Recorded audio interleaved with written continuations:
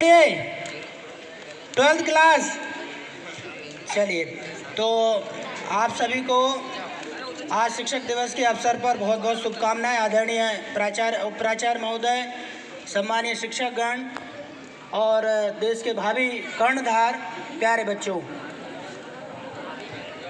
वैसे तो ये आपका मंच है और लेकिन आपकी तरफ से मुझे ये बोला गया है कि सर थोड़ा आशीर्वचन बोलें, तो मैं यही कहना चाहूँगा, जैसा कि मैं हमेशा कहता आया हूँ कि पूरे भविष्य का जो भार है वो आपके कंधों पर है और आपको डिसाइड करना पड़ेगा कि हम कल कहाँ पर होंगे और हमारी भूमिका कहाँ पर होगी। यदि मैं शिक्षक की बात करूँ तो इस विद्यालय में कहीं पर कोई कमी नहीं है। सभी प्रकार के यहाँ पर जो भी शिक्षकगण हैं, माता और पिता, अभिभावक, सबकी भूमिका में है। आप ध्यान से देख पा रहे होंगे तो कहीं ना कहीं आपको किसी भी प्रकार की कोई कमी महसूस नहीं हो रही होगी। कहा भी गया है कि शिक्षक कोई साधारण कार्य नहीं है, बल्कि पूरे राष्ट्र का निर्माण और प्रलय उसके हाथ में होती है।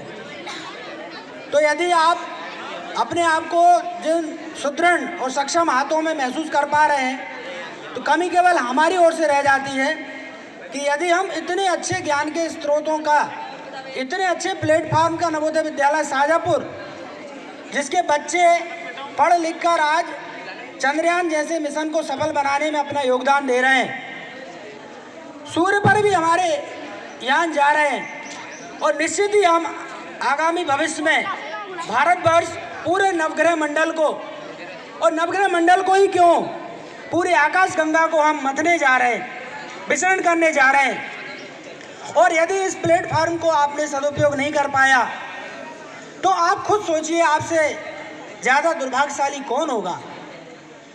कहीं ना कहीं आपने पिछले जन्म में कुछ अच्छे कर्म किए होंगे, कहीं ना कहीं आपके माता पिता ने कुछ अच्छे कर्म किए होंगे, ईश्वर से प्रार्थना की होगी कि उसके कारण आपको यहाँ पर गुरुकुल, जो प्राचीन वैदिक काल में चलते थे, उसी परंपरा पर आधारित हमारा जवाहर नवोदय विद्यालय अरनिया कला, जिसमें कि आप पढ़ रहे हैं, थोड़ा पीछे मुड़कर देखिए। आप देखिए, ज्ञान के दैदीप्यमान सूर्य बैठे हुए हैं, ज्ञान के समुद्र बैठे हुए हैं। आप चाहें तो अपनी पूरी झोलियां भर सकते हैं, लेकिन आपने कभी इनसे चाहा ही नहीं कि हम कुछ तो इनसे ले सकें। मैं तो यही कहूँगा, आप इसे शिक्षक दिवस पर मेरा आशीर्वाद समझें या विनम्र प्रार्थना। मैं तो आपसे यही कहूँगा, यदि आपने किसी भी शिक्षक के ज्ञान के भंडार में से कुछ अमूल्य मोती नहीं चुने तो ये आपका बैड लक है। शिक्षकों के पास बैठिए, बातचीत कीजिए। क्या होगा, थोड़ा सा वो डांट देंगे, उनके पास समय का अभाव रहता है, क्या होगा, कोई बात नहीं। फिर से जाइए, पूछिए बार बार। मुझे बड़ा अच्छा लगता है, बच्चे आते हैं कि सर हमारी क्लास ले लीजिए, सर हमें पढ़ा दीजिए। समय का अभाव रहता है लेकिन फिर से वो आ जाते हैं। ये भाव अपने अंदर रहना चाहिए, ज्ञान की आपके अंदर प्यास बुझना नहीं चाहिए। आप शिक्षकों के पास जाकर पूछिए, सर हमारा ये सवाल है, यदि आपको जब भी समय मिले आप हमें ये बताइए, किस तरह से मैं अपने लक्ष्य को, किस तरह से मैं अपने सपने को प्राप्त कर सकता हूँ। सर मेरा रोड मैप तैयार करवाइए, मेरा गोल सेट करवाइए। मैं भटक जाता हूँ, मैं पढ़ नहीं पाता हूँ, मेरे समय का सदुपयोग नहीं हो पा रहा है। मैं किस तरह से, जो भैया लोग जो आपके विद्यालय के पूर्व एलुमनी हैं, उन्होंने अपने लक्ष्य को कैसे प्राप्त किया। मेरा भी लक्ष्य है, मुझे भी कुछ बनना है। मैं यहाँ से खाली हाथ नहीं जाना चाहता। आपको निश्चित प्रश्न के उत्तर मिलेंगे, एक रास्ता मिलेगा आपको। गुरुजन आपको निराश नहीं होने देंगे। शिक्षक दिवस पर मैं फिर से यही कहूँगा कि आप ज्ञान के पिपासु बनिए, अपने कप को खाली रखिए, हमेशा कुछ ना कुछ प्रतिदिन सीखिए।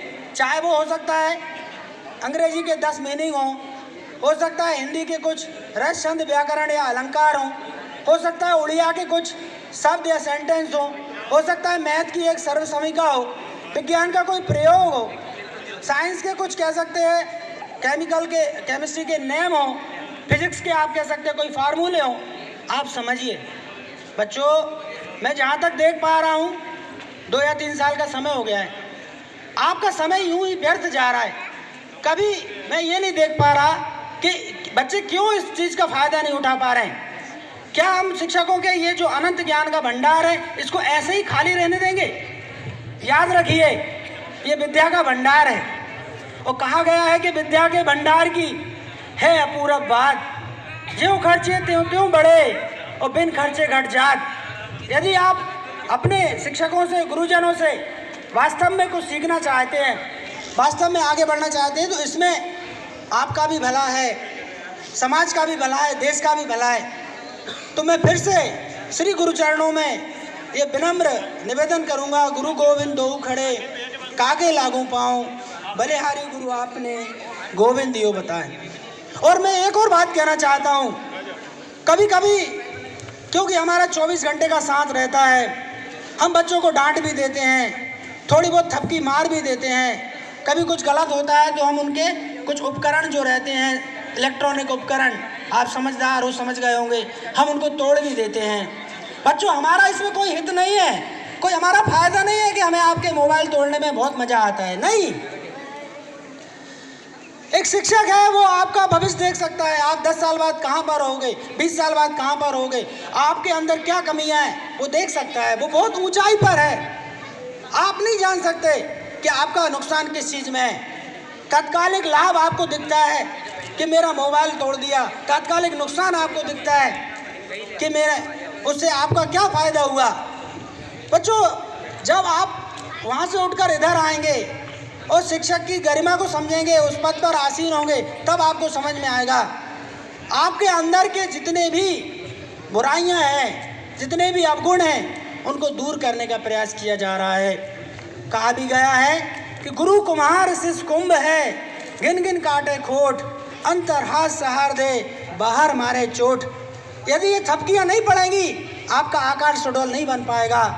तो उस बुराई को, उस जो छोटी सी आपको यदि मान लो डांट दिया है, आपको मार दिया है, तो उसको भी अपना हित समझ के कि कहीं ना कहीं मेरा हित होगा, कहीं ना कहीं मेरे भविष्य सुधार की बात होगी, इस बात को लेकर ये कदम मेरे गुरुजनों ने उठाया है।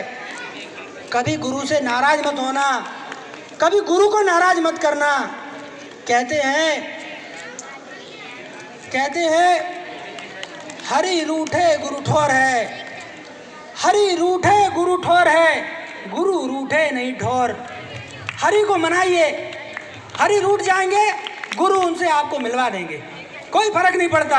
हरि मतलब ईश्वर, ईश्वर रूठ जाए कोई फर्क नहीं पड़ता। गुरु यदि आपके साथ हैं तो वो हरि को मना लेंगे। लेकिन याद रखिए, यदि आपके गुरु रूठ गए, भगवान भी आपको नहीं बचा सकते, इतना ध्यान रखिए। कभी गुरु से मत रूठिए, कभी गुरु को मत रूठने दीजिए। सुबह शाम कभी जब आपको मिले, गलती हो जाए, क्षमा मांगिए आप, क्योंकि गुरु के आशीर्वाद बहुत बड़े होते हैं। और यह भी कहा गया है कि जिसका गुरु बलवान उसका चेला पहलवान, जिसका गुरु बलवान उसका चेला, जिसका गुरु उसका चेला, जिसका गुरु उसका चेला। धन्यवाद, जय हिंद।